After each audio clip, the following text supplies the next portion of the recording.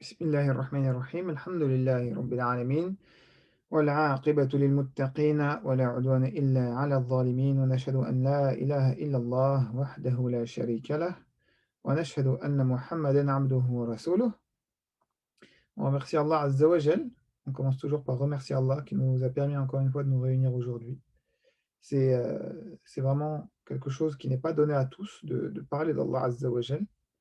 Et la preuve, il y a eu plusieurs mois avant qu'Allah nous permette de nous réunir. Donc, c'est vraiment très important de toujours commencer par remercier Allah en disant Alhamdulillah et en priant sur le prophète en disant Sallallahu alayhi wa sallam wa salatu salam ala rasulillah, car telle est la manière de faire du prophète Muhammad sallallahu alayhi wa sallam.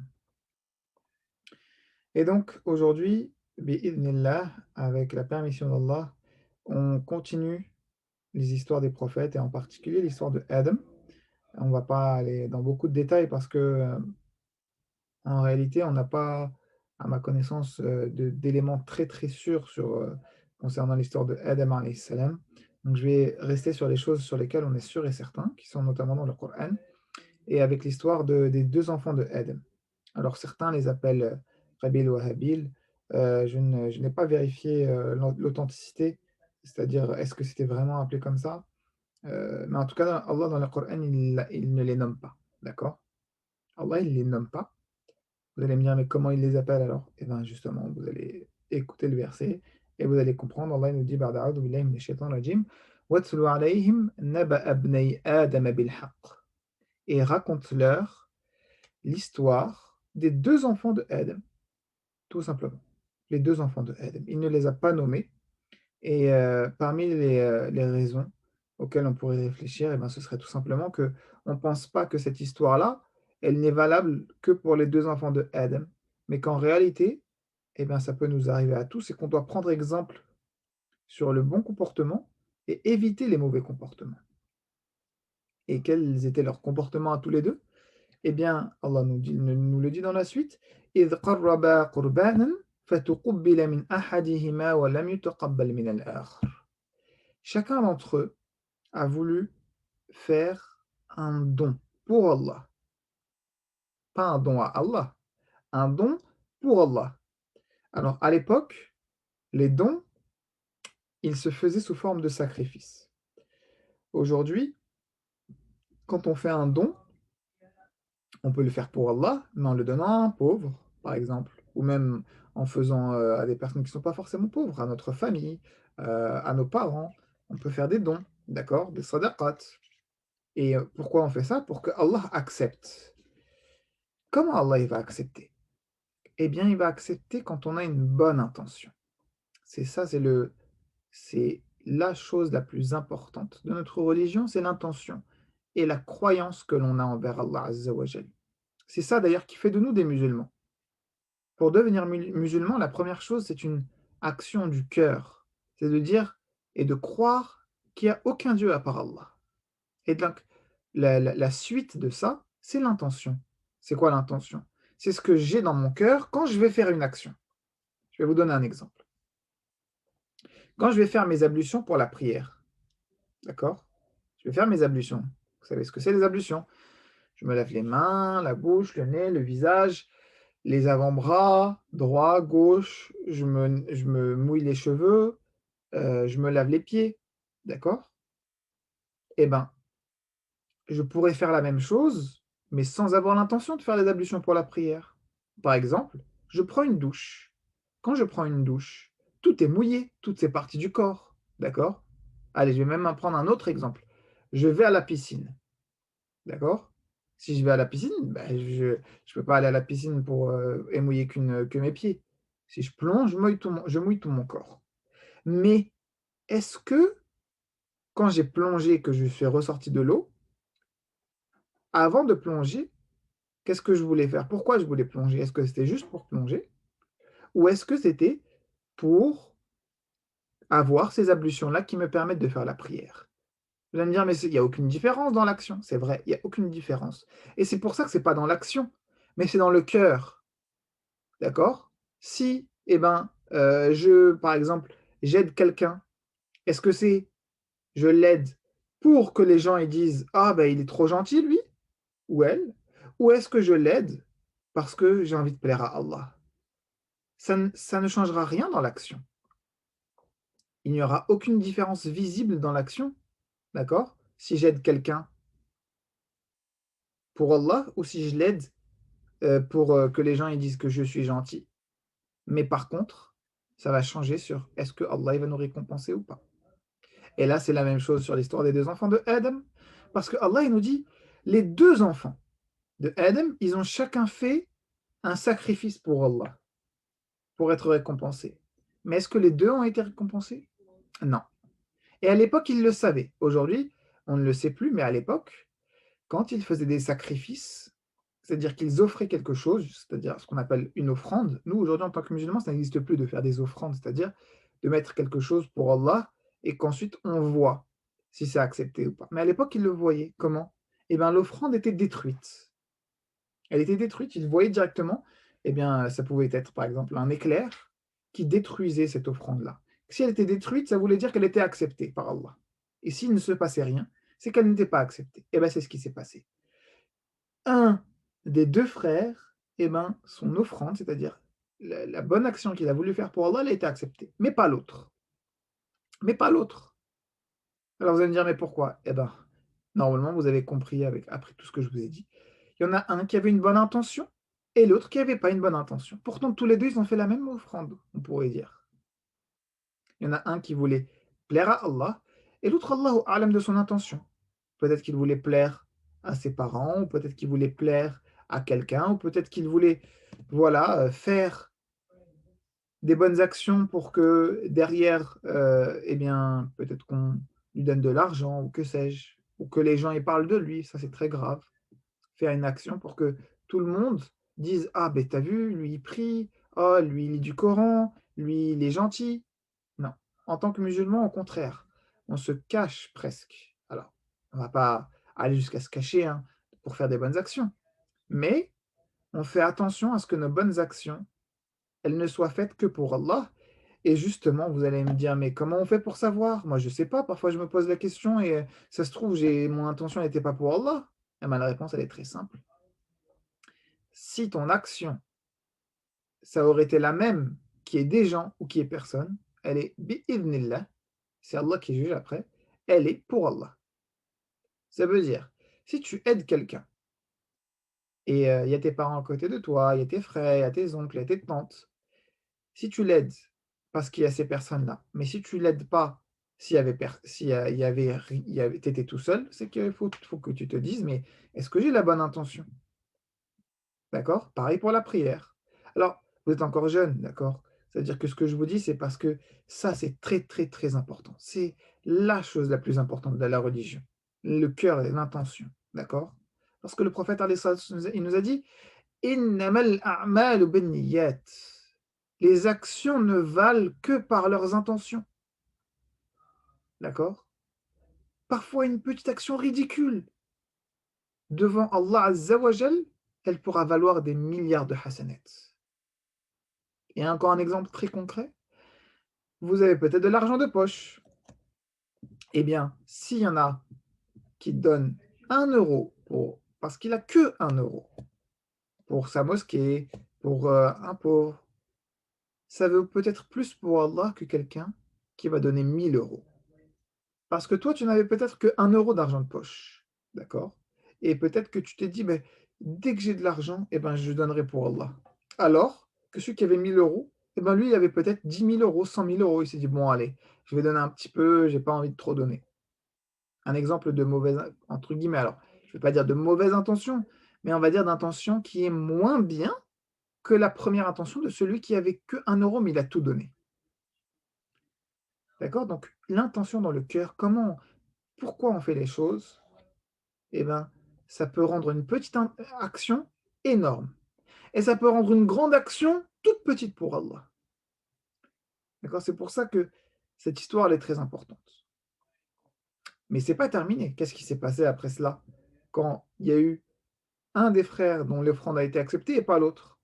Malheureusement, il a enchaîné les mauvaises actions parce qu'il en a fait une deuxième et il a dit à son frère: لأقتلنك قال لأقتلنك. Il lui a dit à son autre frère: «Je vais te tuer». Il a été jaloux. C'est aussi très grave la jalousie. La jalousie, la première des choses, c'est qu'elle brûle les hasanats. Alors ça veut dire quoi être jaloux maintenant? Aujourd'hui, on va avoir beaucoup de notions qui sont importantes. Si vous n'avez pas compris quelque chose, n'hésitez pas à lever la main. La jalousie, c'est pas qu'on ait envie de quelque chose. Si je vois quelqu'un qui lit bien le Coran, eh bien, je peux très bien avoir envie de lire le Coran moi aussi bien et vouloir faire comme lui. Je vois quelqu'un qui a ça peut être aussi pour les choses de ce bas monde, comme, l'argent, comme les maisons, la voiture, ce que vous voulez. Mais ça, c'est pas la jalousie, ça s'appelle de l'envie. Par contre, la jalousie, c'est que j'ai envie d'avoir ce que l'autre a et en plus, j'ai envie que l'autre, il a plus rien. D'accord? Je vois quelqu'un qui a des belles chaussures, au lieu de dire masha'Allah, Allahumma barik, qu'est-ce que je vais penser dans mon cœur? Ah, mais pourquoi lui, il a des chaussures et pas moi?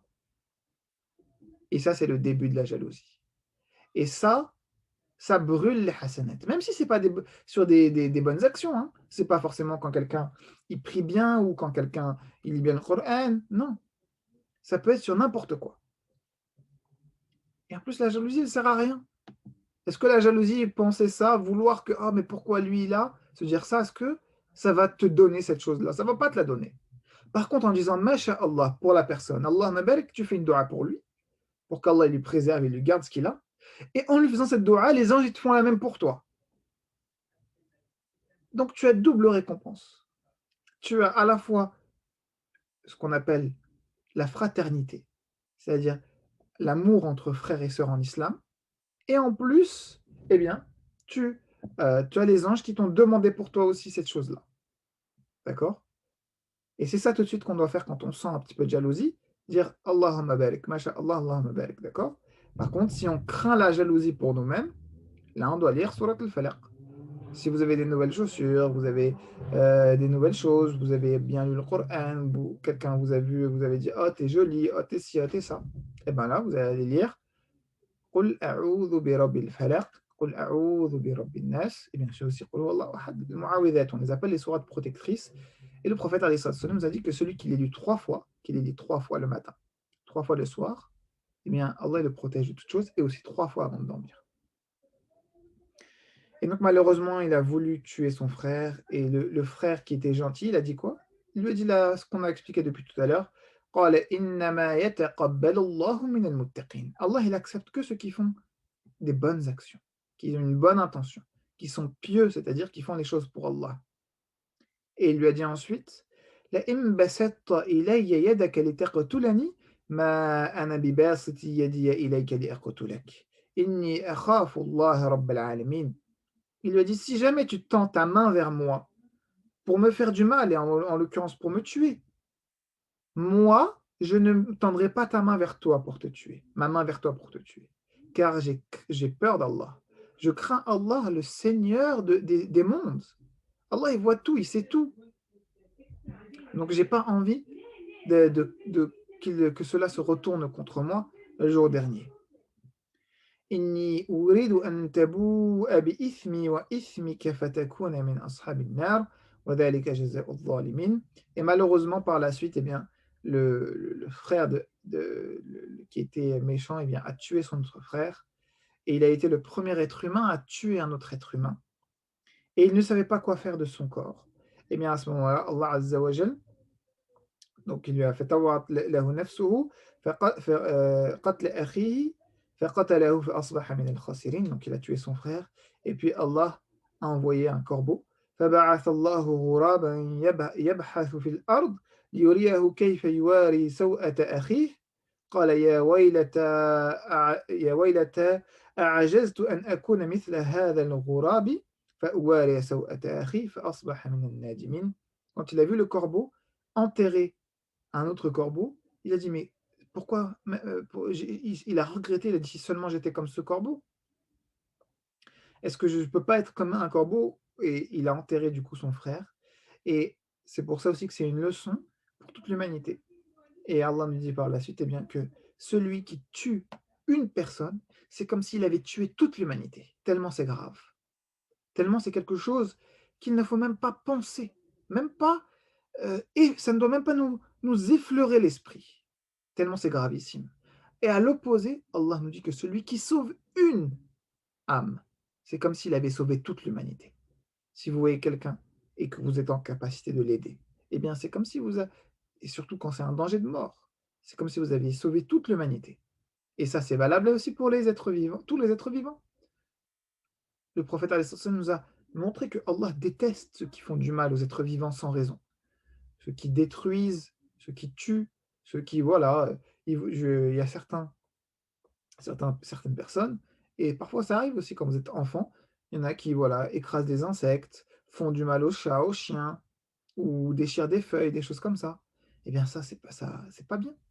Au contraire, le prophète alayhi salam nous a montré l'exemple de ceux qui aider les animaux. Il nous a dit que des personnes avaient fait beaucoup de mauvaises actions, mais quand ils ont aidé les animaux, un jour, un homme était dans le désert ou une femme était dans le désert, qui a fait beaucoup de mauvaises actions et elle a vu, heu, un chien errant qui était assoiffé. Eh bien, elle lui a donné à boire, eh bien, Allah lui a pardonné tous ses péchés. Donc notre religion nous enseigne vraiment le bien et nous enseigne la bonté et la bienveillance envers toutes les créatures. Tous les êtres humains, tous les êtres vivants, même les arbres. Et le prophète nous enseigne alayhi salam que même si c'était la fin du monde et qu'il nous restait juste le temps de planter une graine, eh bien qu'on la plante. D'accord?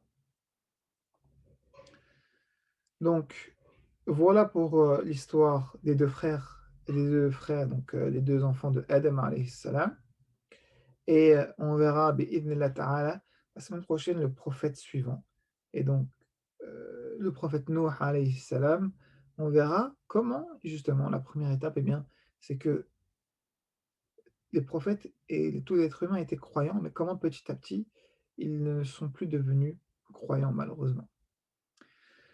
Est-ce qu'il y a des questions avant que l'on se quitte? Alors je vais réactiver les micros, donc là vous pourrez ouvrir vos micros directement.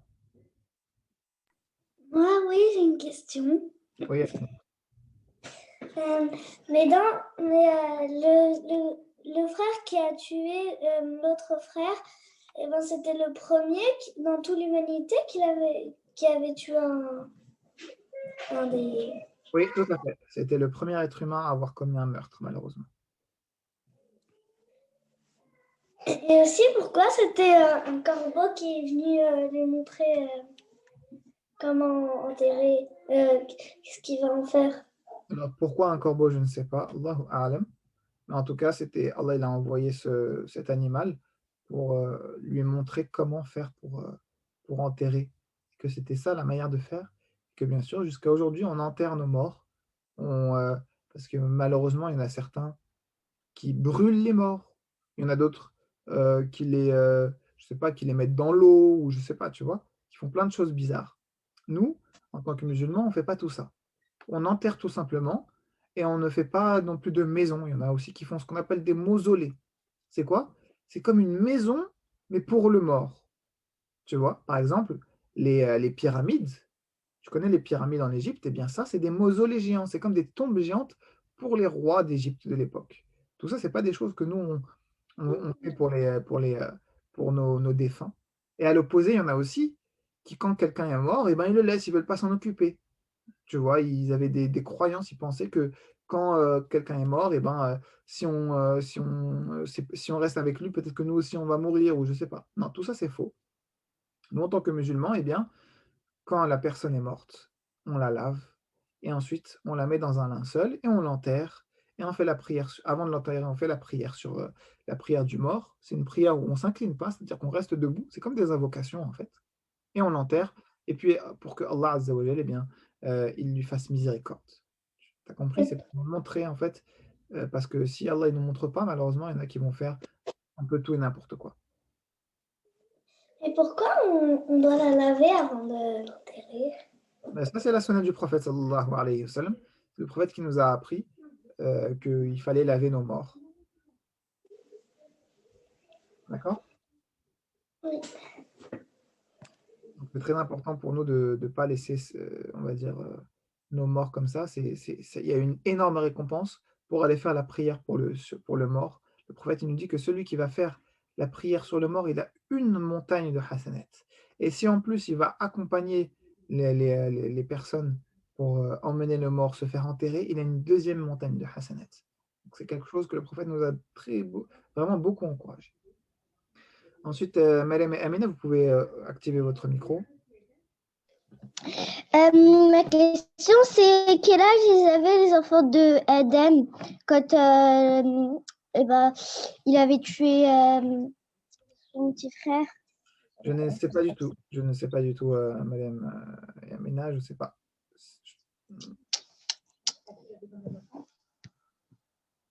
Il avait combien d'enfants, Adam? Pareil, je ne sais pas. Je sais qu'il avait au moins 3 enfants, mais je ne sais pas s'il en avait d'autres. D'accord, merci. Est-ce qu'il y a d'autres questions avant qu'on se quitte? Moi, j'ai une autre question. Oui. Par rapport avec la question de Marianne, vous avez dit qu'il avait au moins 3, vous ne savez pas s'il en avait d'autres. Mais vous avez dit aussi que l'un des deux, il a tué l'autre, mais le troisième, donc il était où? Je ne sais pas où est-ce qu'il a été. Je sais qu'il avait une fille. Je ne pourrais pas te dire comment elle s'appelait ou ce qui s'est passé pour la suite. C'est vrai que je me suis pas vraiment intéressé à ces histoires, aux histoires qui ne sont pas rapportées de manière certaine, heu, parce que voilà, c'est des choses, bon, peut-être que je m'y intéresserai un jour, mais c'est important d'abord de se concentrer sur, les choses dont on est vraiment sûr et certain et dont notamment Allah nous a parlé dans le Coran et que le prophète nous a expliqué sallallahu alayhi wa sallam. Tu vois? Parce que si Allah, il a choisi de nous parler de quelque chose, c'est qu'il y a vraiment une importance. Et s'il ne nous en a pas parlé, ça ne veut pas dire que c'est pas important, mais ça veut dire que, d'abord, on s'occupe des choses importantes. D'accord? Et puis, par la suite, on s'occupe, si on peut, des choses secondaires. D'accord?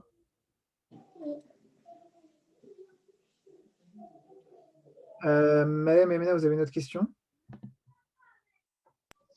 Salam alaikum, monsieur Sadel, est-ce que je peux dire quelque chose? Alors attends, je mets fin au cours et tu pourras poser ta question. اللهم انفعنا بما علمتنا وعلمنا ما ينفعنا وزدنا علما وآخر دعوانا أن الحمد لله رب العالمين